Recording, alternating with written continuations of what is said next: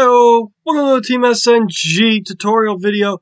This is the last video in the Learn to Play with Dad series, and today we will be covering spell destruction and attacking. Now, we have utilized a test hand I showed my father of a Cyburst deck profile to get us to the point where we can actually talk about attacking and spell destruction.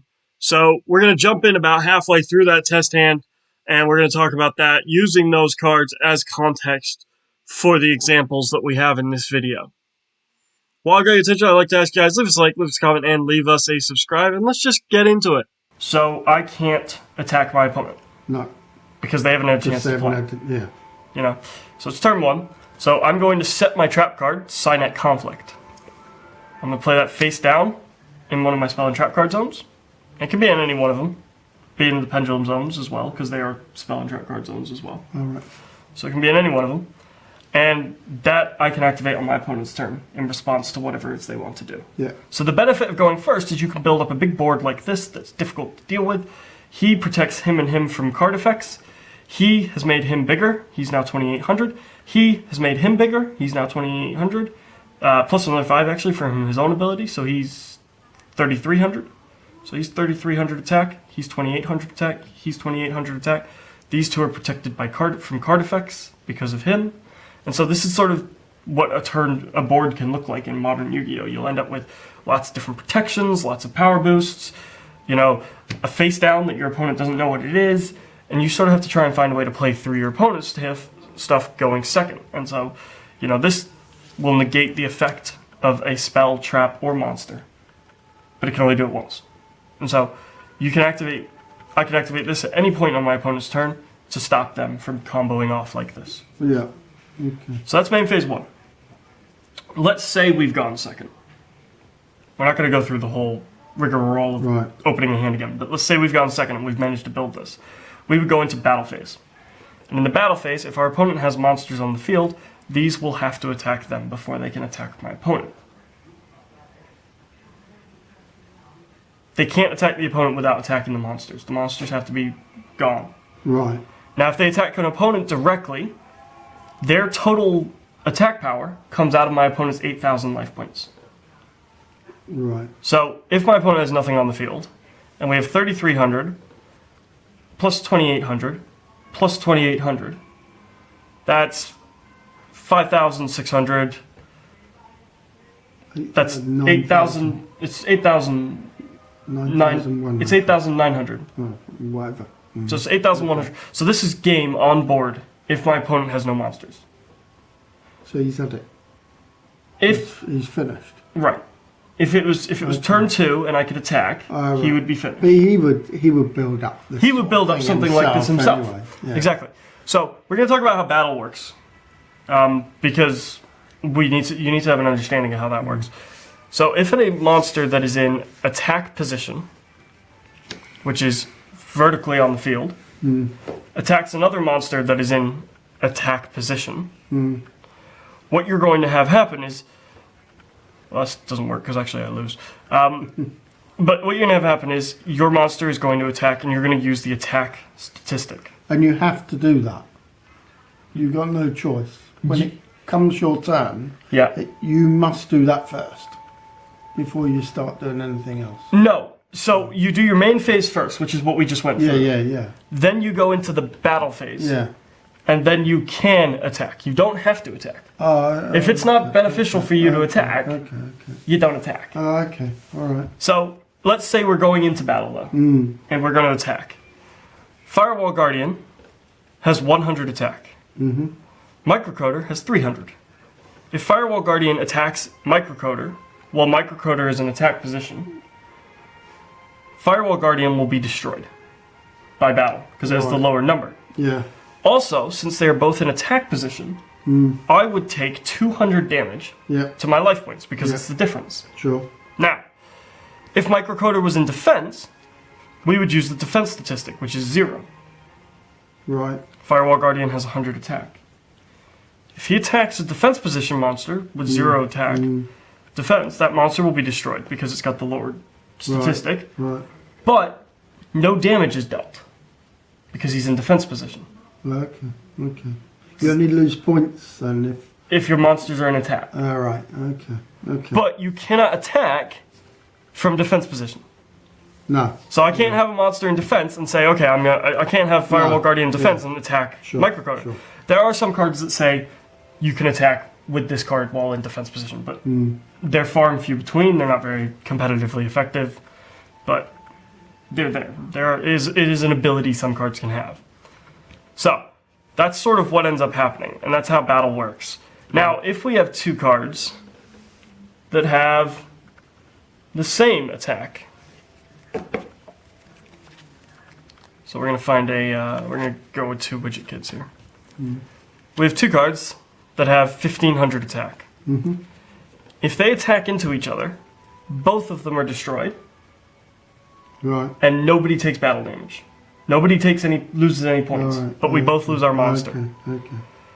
If a monster that has, let's see if I got one good defense monster with there. In the case of this, Cyber's Gadget has 300 defense. Microcoder has 300 attack. If Microcoder attacks into Cyber's Gadget while it's in defense mode, what do you think would happen? Well, that's equal, isn't it? It is equal. So I imagine he will be off the field. But what about Cyber's Gadget? Well, he must do as well because he's the same number. So no. Because Cyber's Gadget is in defense position, it can't attack. It can't do anything offensive like destroy a monster. No. So what actually ends up happening is nothing. If 300 attack goes into 300 defense, nothing happens. Nothing at all? Nope. No monster's destroyed, no damage is dealt. Okay. Why? Because that's just the way it works. If something attacks something with the exact same defense as its attack points, nothing occurs. There's no battle damage. Can you only attack in the line? No, you can attack anywhere. So if this was set over here on my opponent's field and this is over here, this can attack this. So this can attack that. Why would you do that then? Why would you attack something? Well, when your opponent, and this is a good point actually, something I haven't talked about. Much like you can normal summon a monster from your hand that is level 4 or below, you can also play a monster in defense. Yes. But to play a monster in defense from your hand, you play it face down. Okay. So, Microcoder could attack into this, not knowing what its defense is. Right. Okay. It's 300 defense, 300 attack, nothing will happen. So it's just sort of a wasted go, really. It is. It's a wasted attack. It is a wasted attack. And you haven't got limited amount. I mean, you can keep attacking. You can only attack with one monster once per turn. So Microcoder, so if my opponent has a field that looks like this, right, with 4 cards, Microcoder can only attack one of them. Right. He cannot attack Widget Kid and then go on to attack Cyber's Gadget and then attack the other widget. He attacks once, and that is it. And he wouldn't be able to see those. Right, we wouldn't know what these are because they're in defense. Yeah. Once they're attacked, they come face up, and they stay face up. Oh, right. Because we have to confirm what the defense is. Yeah. Now, we've talked about attacking into the same defense as attack. What do you think would happen if Microcoder was to attack into Firewall Guardian, who has 2,000 defense? Well, you would obviously go off the field. No, because because a defense monster can't destroy something. It's in defense. It can't attack. It doesn't do any retaliatory effects. So what else could it do though? It could take points off of you. Yeah, you would take the difference in life point damage. Right. So if this attack was to occur, I would lose 1,700 points. So really, I mean, the fact that it's that way up, you don't know what it is. You're taking a real risk. You are, which is why you typically won't attack something face down with something as weak as 300 attack. Oh, right. You're typically going to attack it with something with 2,500 attack. Right. Because now, boom, 2,000 defense, gone. Okay. And that card comes out of his hand. It'll come out of it. Well, it can come out of his hand. It can come out of the extra deck, right? Because he could special summon something out of the extra deck. But when you do those, everyone knows what you've done. That is true. The extra deck monsters will never be face down. Well, right. Okay. Will never come out of the deck face down. Anything out of the extra deck is going to be face up when it first comes on the field. There are, as I say, once again, there are exceptions to the rule. There are card effects that will make things go face down, so on and so forth. But for the most part, yes. Once something comes out of the extra deck, it will be face up. Yeah. Doesn't matter what kind of extra deck monster it is. Now, with Cyber's Quantum Dragon and Cyber's Clock Dragon here, it's a fusion and a synchro. They have defense stats, which means they can come out in attack or defense position. They don't have to come out in attack, they don't have to come out in defense. They can come out in either. Link monsters, they don't have defense. None at all? No, they are Link. All right. That is all they have. Okay. They don't have a defense, Okay. which means they can never be in defense position. They have to be in attack. So any effect that would flip a monster face down, you can't have a monster face down attack. It has to be face down defense. So you can't flip a Link monster face down either. So that's just sort of a little intricacy in the game. But that's how attacking works. Does that make sense to you? Well, sort of, yeah. I just feel that that it's sometimes difficult. You know, if you've got your opponent Link cards face down. And you've got weak monsters. You can't. You know, you're going to struggle. You don't want to. You don't. Well, you can attack, but you are risking your own life points doing so. You're also risking that these monsters have effects that go off when they're flip face up. There are some monsters that will say flip, and that means that if that monster is flip face up, whether it's flip face up and sent to the grave because it's been destroyed, or it's just flip face up and remains, its effect will go off.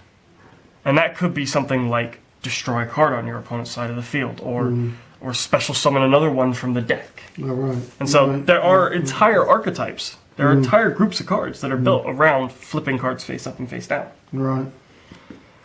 So, does attacking make sense? Well, it does. It makes sense. Yeah.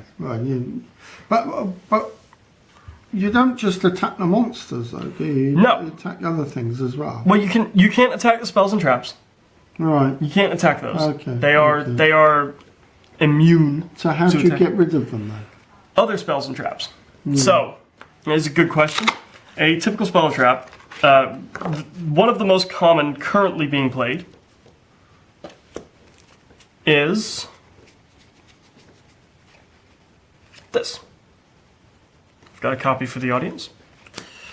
Twin Twisters. This is a card that is currently being played quite frequently. Right. Do you want to read what it does? Nope. No, okay. I can't read it. That's good.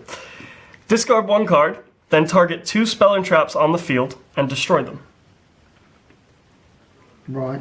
Now those can be face-up spell and traps that are continuous and maybe have effects, or field spells even. Or it could be face-down spell and traps. So maybe you're trying to get rid of something that your opponent has face down that you don't know. You don't know what it is. Get rid of it. All right. Okay. So that's how you get rid of spells and traps, is using card effects. Okay, but are there many cards that can do that? There are quite a lot. There's a lot of different ones. In this deck that we're currently looking at with the Cybers, there isn't all that much spell and trap removal because it doesn't worry about it. It plays a lot of what are called extenders, cards that can special summon from the hand to extend, as you saw with our combo that we did a minute ago. You know, it can extend a long way out of an opening hand. There are other decks that play a lot of spell and trap removal. I'm just trying to see if we've got any in here.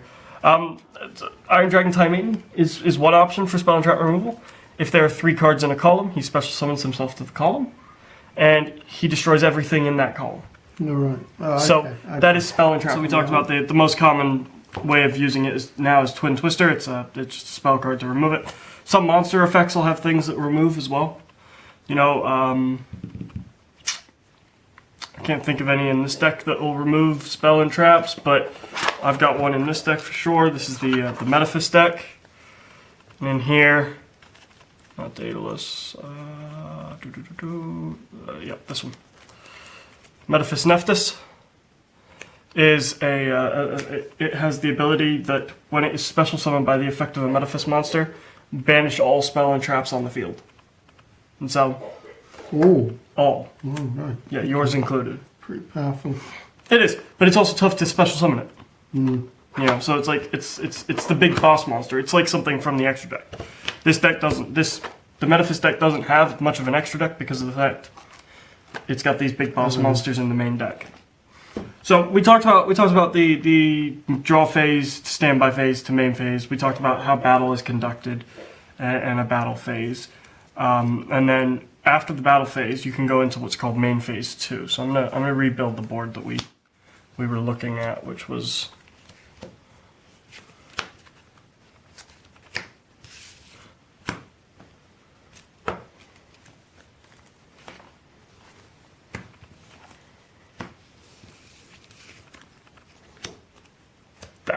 That was the board we were looking at.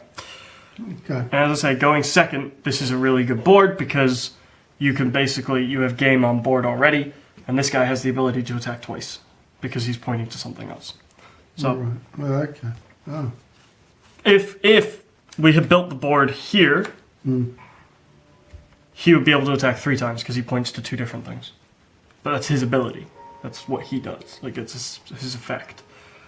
So this is a good board going second. It's a good board going first. It's the whole point though is it's built this protection that you hope will survive into your opponent's turn, or at the end of your opponent's turn. So that's what the phases look like with the 5 cards.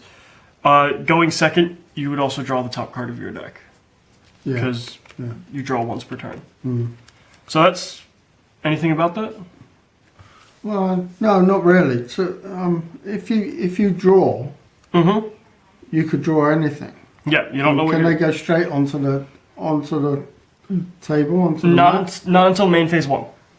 All right. Okay. The only exception to that is if you draw a quick play spell card. So you remember the spell cards with the little lightnings? Said that one, they can react right away from the hand during your turn. All right. Okay. And so, yeah. But that's sort of that. The main way to interact with things on your opponent's turn is going to be trap cards, and some monster effects. We'll say quick effect, and so they'll have effects that go off on your opponent's turn. But yeah. I mean, if you have this on your table, and your opponent, can see that. Right. I mean, how are they going to attack it? So, I don't want to give away all the secrets about how my decks work. Oh. It's fine. So... No, but I mean, sort of generally. Generally, fine. So, first things first, what I tend to do, or what my hope is to try and get rid of any back row that I don't know. So back row is players speak for spell and traps. Yeah. So I would be trying to get rid of this. I've tried to out it, whether it's baited out by using an effect that I don't really care about or I don't really need. You know, I might activate a spell card that says search the deck for any monster. But I don't need it because I've got all the monsters I need in my hand already. And then usually what will tend to happen on something like that is because that's a really powerful effect. Look for any monster. Your opponent will activate their trap. That means that the back row is gone. You don't have to worry about what's back here. And then you can continue comboing off to hopefully build one of these of your own. Right. Right? So that's one way of doing it. The other way is to use things like Twin Twisters or any monster effects that will get rid of the back row. All right. That's what I tend to try and do. The goal is to bait out what are called negates. So this is a negate because it negates the activation of an effect or a summon of an effect. Another common one, which I don't have any copies of with me, is a card called Ash Blossom, which if in the hand, and this is something you have to think about going first as well, if it's in the hand and I activate a search effect, so anything that searches my deck for anything, they can send it to the graveyard from their hand to stop the search. It's called a hand trap, and those can be activated on either player's turn.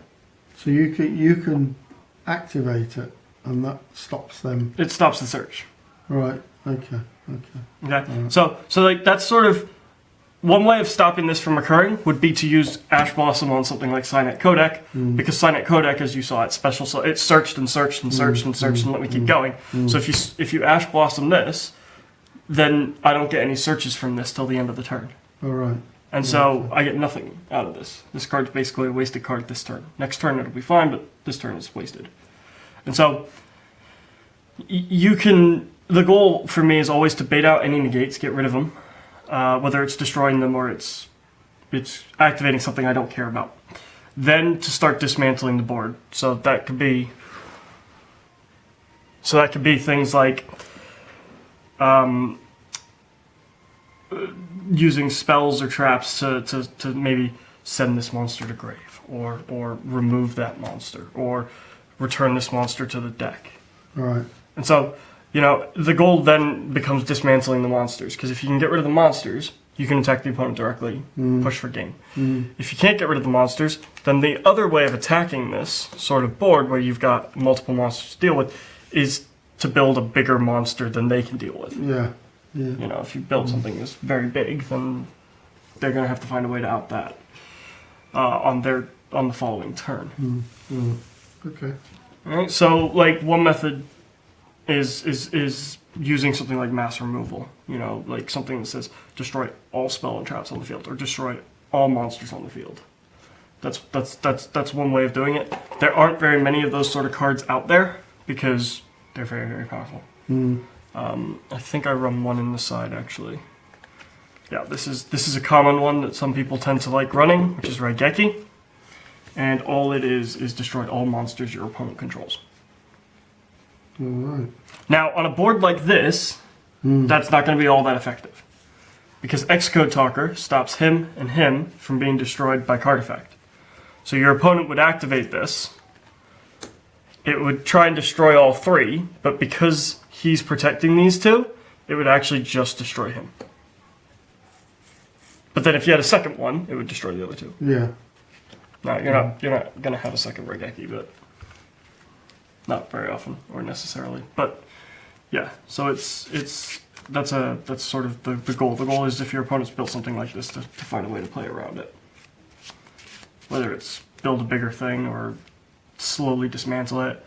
In a trap-heavy deck, so a deck that's specifically like Altergeist is a deck that's designed all around traps. Every time a trap's activated, their monsters will special summon from hand or special summon from grave and flood the field. And so their goal is to build up a brick wall and just slowly dismantle your field every turn, and then just slowly pick away at you.